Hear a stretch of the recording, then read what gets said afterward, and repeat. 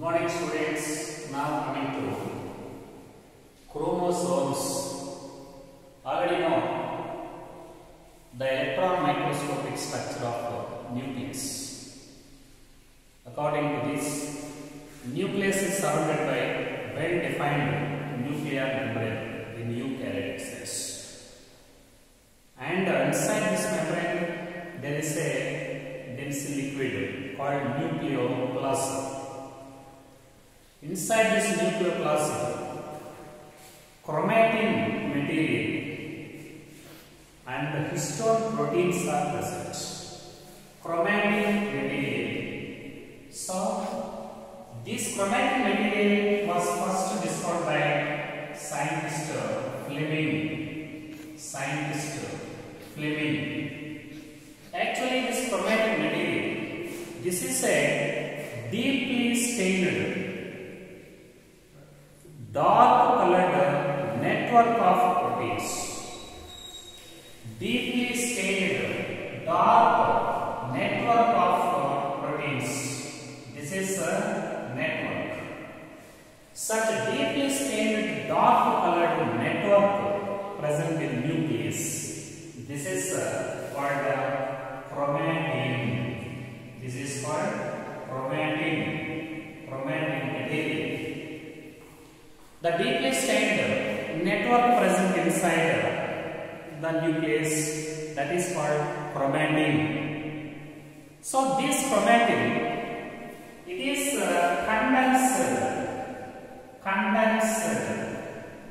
during the time of cell division. Condensed. The long thread-like chromatin material, it is compact, becomes compact itself. It is condensed into very thick, short, rod-shaped structures. Very thick, short, rod-shaped structures. Very thick, short, rod-shaped structures. Now, this very thick, rod-shaped structures, they are called chromosomes. They are called chromosomes. Chromosomes are nothing but chromatin. But chromatin is the network of fine, dark, thread-like structures. The same structures, they are condensed into very thick, rod-shaped chromosomes during the time of cell division. So, this formation of chromosomes by compaction of chromatin is called despiralization. This is called despiralization. So, chromatin is transformed into chromosomes by the process of despiralization or condensation or chromatin compaction.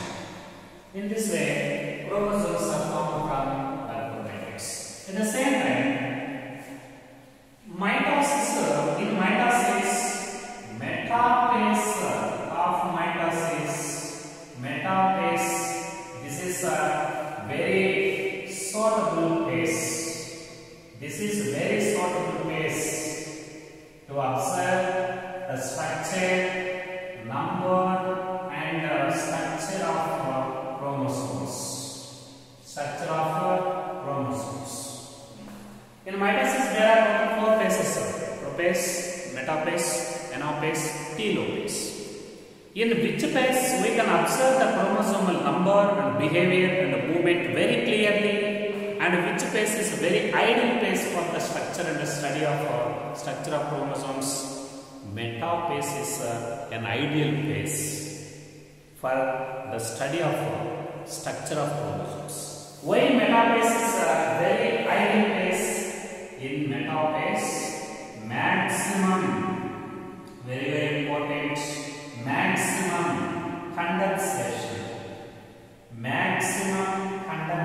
of chromosomes is present in metaphase. Very important. Metaphase is a very ideal and suitable phase for the study of chromosomes. Is right. Correct explanation.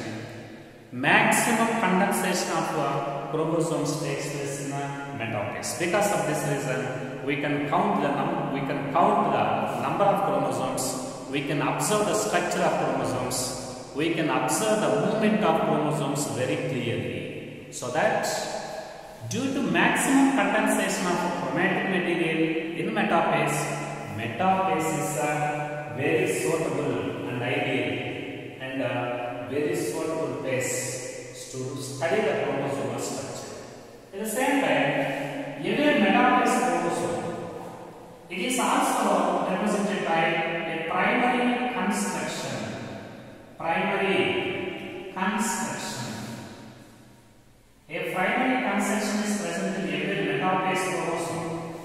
This primary construction, this is also called centromere. This is also called centromere. Every chromosome is represented by centromere, a primary construction, at which the chromosome is divided into two equal arms. At the region of centromere, chromosome is divided into two arms, and two arms can bend in all directions at the region of this centromere. So, every chromosome, it is represented by a primary construction that is called centromere. Similarly, for example, this is the chromosome. This is centromere. This is chromosome and this is centromere. At the same time, this centromere is also consists of two plate-like structures on either side of the centromere.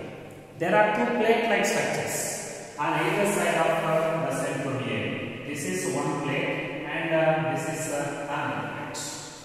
These plate-like structures present on either side of the centromere, these are called kinetochores. They are called kinetochores. So, every centromere is also represented by two plate-like structures on either side of the centromere. Such plate-like structures, they are called kinetochores. One centromere contains two kinetochores, and these kinetochores, they are responsible for attachment of spindle fibers. During the time of cell division, spindle fibers are attached with the kinetochores of centromeres. At the same time, depending upon the number of centromeres, based on the number of centromeres, chromosomes are divided into different kinds. For example, acentric chromosome. Acentric, here number of centromeres are 0. Chromosome without the centromeres is called acentric chromosome. Like this, here no centromere. For example, in some members, one centromere is there. One centromere, monocentric. One centromere is there. Like this. This is centromere. One centromere. And chromosome with two centromeres, this is called dicentric. Two are there. And like this is centromere, one centromere, and this is another centromere. And chromosome with three centromeres, tricentric. 4 tetracentric. 5 pentacentric. Many polycentric chromosome. So, many chromosome with many polycentric, many. So, here like this, 1, 2, 3, 4, 5, 6, like that, many centromeres are there. So, depending upon the number of centromeres, chromosomes are divided into acentric chromosome 0, monocentric 1 centromere, dicentric 2 centromeres, tricentric, tetracentric, pentacentric. Chromosome with many centromeres is called a polycentric chromosome. Now coming to another point, For example, in case of monocentric chromosome, how many centromeres are present in monocentric chromosome? In monocentric chromosome, only one centromere is there. So, based on position of centromere, monocentric chromosomes are divided into total 4 types. Monocentric chromosomes are divided into 4 types depending upon the position of centromeres. There are total 4 types. Okay? Depending upon the position of centromere in monocentric chromosome, if the chromosome is represented by one centromere, the position of this centromere may be different. Depending upon the position of centromere in monocentric chromosomes, total monocentric chromosomes are divided into 4 categories. One is called metacentric. One is metacentric chromosome. And second one, this is submetacentric chromosome. Submetacentric chromosome. And third one is acrocentric chromosome. And fourth one is called telocentric chromosome. In this way, total chromosomes are divided into 4 types. This is the classification of chromosomes. This is the classification of monocentric chromosomes depending upon the position of centromere. There are total 4 types of chromosomes. Now coming to one by one. What is the position of centromere? What is the number of arms? And what is the length of arms? And what is the shape of this chromosome during anaphase? Now coming to one by one. First coming to metacentric chromosome. Okay? Meta means middle. So, in metacentric chromosomes, the centromere present at the middle point of chromosome. So that it is represented by 2 equal arms. And it represents the shape of V. It appears in the shape of V in anaphase of mitosis. So, like this. For example, this is a metacentric chromosome. This is metacentric. So, this is centromere. And this is one arm. And this is another arm. How many arms are there? 2 arms. What about the length of arms? Length of arms equal in length. So it appears in the shape of V. In metacentric chromosome, centromere is present exactly at the middle point of the chromosome.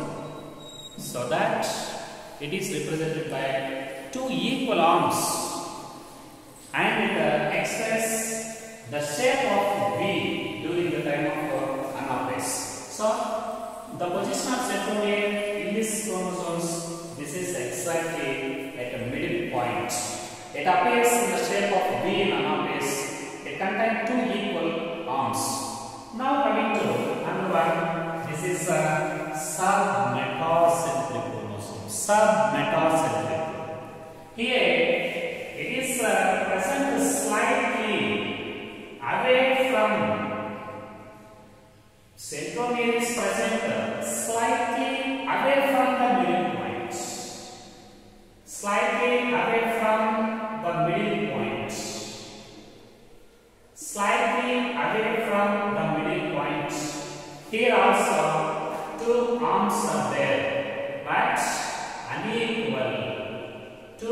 arms are unequal. One arm is just longer than the next arm because centromere is present just away from the middle point, just side to the middle point. So that here also two arms are there, but two arms are unequal. One arm is just longer than the next one. Like this. This is the second chromosome. This is second chromosome, centromere. And this is the first arm, and this is the next arm. What is the shape of this chromosome? During the time of anaphase, it resembles the shape of L. It resembles the shape of L during the anaphase. At the same time, it is also represented by two unequal arms. One is slightly longer than the next arm. It resembles the shape of L in anaphase. Now coming to another one, acrocentric chromosome. Here, centromere is present near the end, near the tip of chromosome, near the tip of chromosome. Very, very important. Near the tip of chromosome. Here, two arms are there and unequal. Two arms are unequal. One is longer and one is shorter. Okay? Here, centromere is present just near the end. Centromere is present just nearer to the end of chromosome. So that two arms are there and two arms are unequal. One arm is very longer arm and other one is very shorter. One is very longer one and other one is very shorter. That is this acrocentric chromosome. Like this, this is acrocentric chromosome. This is centromere. Okay, and this is a longer arm and this is a short arm. It resembles the shape of J. Resembles the shape of J during the time of anaphase. Anyhow, here it is present just nearer to the tip of chromosome, and two arms are there, and two arms are unequal. One is very longer and other one is very shorter. It resembles the shape of J. Okay. Now coming to another one, telocentric chromosome. Okay. In this type of telocentric chromosome, centromere is completely at the end. Completely. Centromere is situated completely at the end of chromosome. Completely present at the end of chromosome. So that it is represented by only one arm. It is represented by only one arm, and it resembles the shape of I during the time of anaphase. Like this, this is centromere. This is centromere, and this is only one arm of this telocentric chromosome. So it resembles the shape of I during the time of anaphase. In this way, depending upon the position of centromere in monocentric chromosomes, total monocentric chromosomes are divided into four types: one metacentric, submetacentric, acrocentric, telocentric. Students, now coming to the difference between these chromosomes, and all these four chromosomes can be differentiated in the four characters. The first difference, position of centromere. Compare these four chromosomes with respect to the position of centromere. In first one, centromere is present at the middle point of chromosome. In submetacentric, slightly away from the middle point. In acrocentric, near the tip, and telocentric, completely at the end of the chromosome. That is the positional difference. Middle point completely at the tip. That is the difference between these 4 chromosomes with respect to, this is the positional difference. Now coming to number of arms. Number of arms, numerical difference. 1, 2 arms equal, 2 arms unequal, 2 arms unequal, only 1 arm. Okay? Mention the names of chromosomes that contain 2 unequal arms. One is the submetacentric, second one is acrocentric. Even though these 2 arms are unequal in these 2 types of chromosomes, there shows some difference in between them. How unequal arms they differ from the submetacentric from acrocentric? Here, one arm is just longer than the next one, but here one arm is very longer, one arm is very long, and other one is very short. That is numerical difference. Numerical difference with respect to arms. Now coming to another point here, differentiate these 4 chromosomes with respect to the shape during anaphase. Shape. It resembles V shape. Submetacentric it resembles with a L shape, and acrocentric resembles with a J shape, and telocentric resembles with a I shape. Students, very important. Which type of chromosome contain only 1 arm? That is telocentric chromosome. That is the difference between position of monocentric chromosomes. Students, now coming to another point, very important. For example, this is a chromosome. Okay. This is a chromosome, and this part of the chromosome, this is called centromere and kinetopause. This is primary construction or centromere. Similarly, this is called secondary construction. In some chromosomes, in addition with primary constructions, means centromeres. In some chromosomes, in addition with primary construction, some secondary constructions are also present in some chromosomes. Okay? In these chromosomes, a rounded, knob-like structure present beyond the construction of secondary construction. Very important. In some chromosomes, secondary constructions are there. A small rounded knob-like structure may be present outside of the construction, secondary construction. The round knob-like rounded structure present beyond the secondary construction, that is called satellite. This is called satellite.